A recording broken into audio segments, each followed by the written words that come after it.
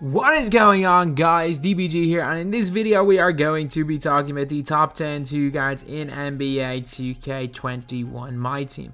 So if you guys are new to the channel, subscribe. You'll upload as much MyTEAM content as you will find. As well, if you guys want to find out things about MyTEAM news, things that are going on in this game mode, this is going to be, well, this channel is the first place. Pretty much everything is going to be shared on YouTube anyway. So now we are going to get on to this right here.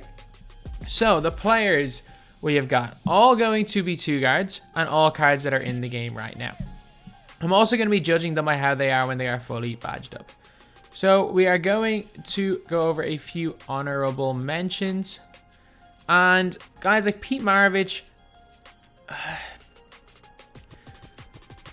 as an honorable mention. Sam Jones. Actually, you know, I'm going to put him in at number 10. I was considering not putting in Sam Jones. I'm going to put in Sam Jones. I mean, you can kind of consider Manu, Brandon Roy, maybe. Fully badged up Hal Greer. He's definitely in that conversation. Drazen. And Ray Allen. A lot of people would have Ray Allen in their top 10, but for me, he is just not quite in there. But if you want to put Ray Allen, I will not complain. So now we are on to number 10. Number 10, we have got Sam Jones. So Sam Jones got hot zones 3 of the 5 spots outside the 3. Also, the guy has got a 94 mid-range shot, which is really, really good. A 94 3-ball. So again, with coach and floor general, both of those go up to 99. He's also got a 90 speed, 90 acceleration, 88 speed ball, which is really good. Only silver range, but it can be upgraded. Hall of Fame quick first step is huge with that 80 driving dunk, especially on, well, to be fair, everyone can speed glitch on next gen. If you are talking about, everyone can speed glitch on current gen. I'm talking about next gen. Half quick first step is very much needed for all the the elite speed boosts.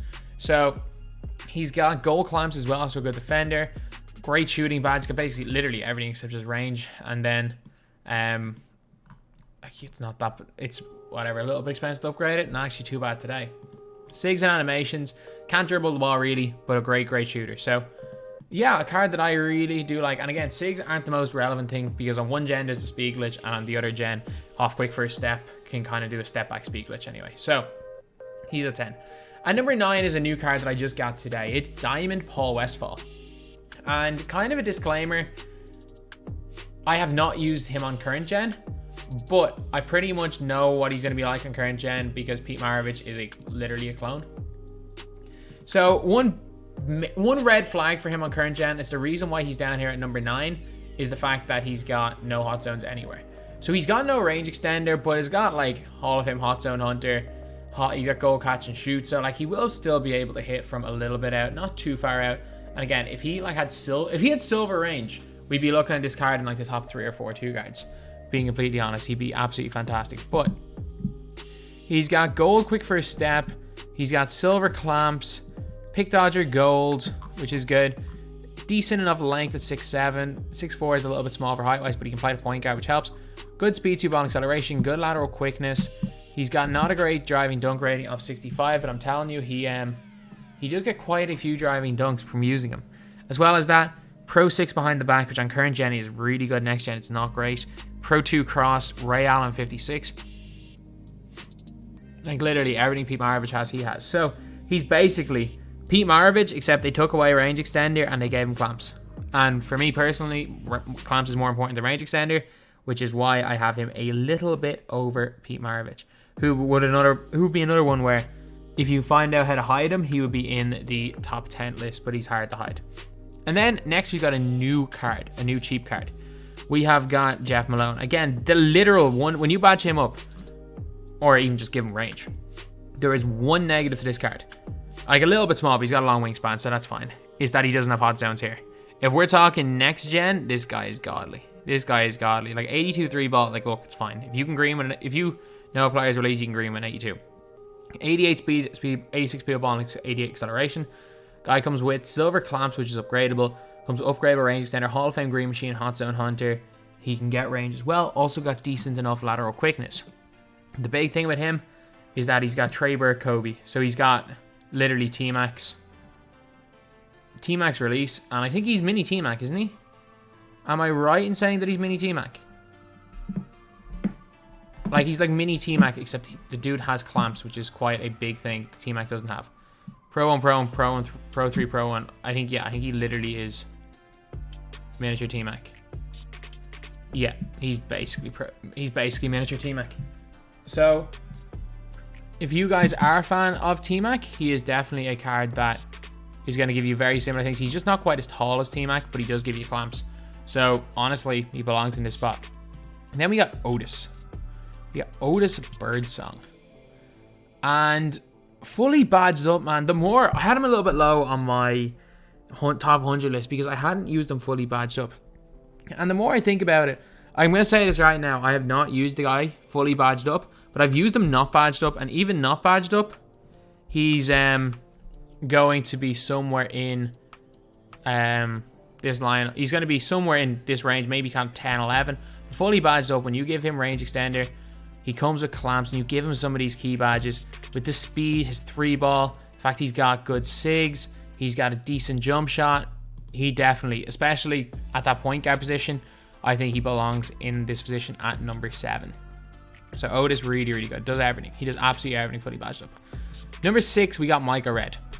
If we're talking about snipers, you can't get any better than Micah Red.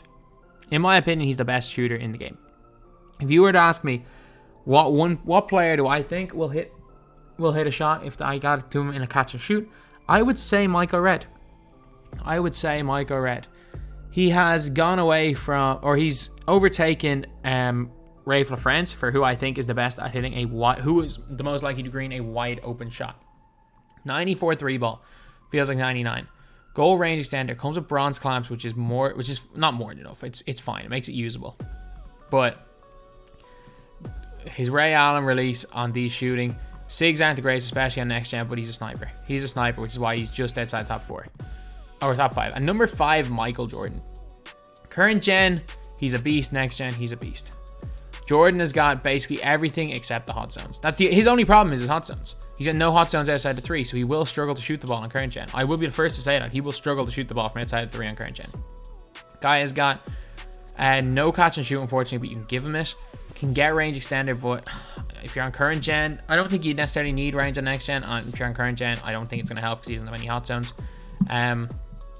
He's got 95 speed, 95 acceleration, see 95 lateral quickness. And the big thing with Jordan that a lot of people kind of don't really realize, I think there's something wrong with my mouse at the minute, is that his tendencies. He's Tendo glitch basically. He was the first 98 on-ball steal, 98 pass interception. The guy plays ridiculously good defense. The best defensive 2-guard in the game, in my opinion. So he is going in here at number 5. At number 4, we got Monte Ellis. Monte Ellis, again, is a card that I'm a massive, massive fan of. Definitely best at point guard position. And I mean, definitely best on next gen. Wingspan a little bit small, but 95 speed, 95 acceleration, 98 driving dunk, 88 lateral, silver range, silver quick, or go quick first step. Comes with bronze clamps, but upgradable. 95 speed with ball. As well as that, dude's got Steph's release. Pro 1 behind the back, which is great on next gen. And a not terrible on-ball steal tendency. This card is pretty good on current, but when you go to next gen, he becomes one of the best cards in the game. I definitely don't think he is a top tier card on current gen. I like him, but I don't love him. But on next gen, man, there's not many guys that play that point guard position better. The only reason I haven't sold my Stockton and my Darren Williams is that I badged up those 2 guys, and I'm just too stubborn. Because Monte freaking Ellis, he belongs in as one of the top 2 guys in the game. And number 3, Jaylen Brown. Jaylen Brown badged up is a god. Jaylen Brown not badged up is really good, but Jaylen Brown badged up is a god. He needs quick first step and range, and he's basically got everything else. One of the best defenders in the game. Great speed, ball and acceleration, great lateral quickness. Got really good length, 6'11" wingspan. He's an inch smaller this year. Last year he was 6'7", which is a little bit annoying. But 89 3-ball with an absolutely money release. Not really going to dribble the ball, but normal 2 behind the back on next gen is perfect. Not great on-ball steal tendency, but still, again, on-ball steal tendency is kind of the last thing that matters. Attributes and badges matter, and then when everyone has all the best attributes and badges, the only way to separate people is by the tendencies. But Jaylen Brown, I think, is absolutely fantastic, lads. He's fantastic. Hits basically everything with his hot zones and how good his release is. It's the same release as Ingram, but unlike Ingram, he has it on normal. Ingram has it on quick. Still one of the best releases in the game with the easiest ones to green. A lockdown defender. Got the Pro 2 behind, or the normal 2 behind the back, which is very, very important. And just a really good card in my opinion. Then at number 2, Tracy McGrady. Remember the way we talked about mini T-Mac in Jeff Malone? Well, you better believe mini T-Mac is not as good as actual T-Mac. When we're talking next gen, T-Mac is the ideal card. He is the ideal card. His Pro 1 escape is ridiculous. The guy barely misses a jump shot. Treyberg base is the best base in the game next gen, although it is better on Rafer Alston than anyone else because he has it on quick. The guy's got elite speed, elite length. He plays passing lanes really well. He has one flaw, and it's that he doesn't have defense badges. Like, literally, you can give him stuff like chase down artist. You can't give him interceptor or anything, but he still gets a bunch of steals. If you find out how to hide him on current gen, he's more than usable. And on next gen, heck, you don't even need to hide him. The guy can play defense with his length. And the way the game is played, the way the game is, he's perfectly good in the floor, as well as being the best offense player in the game.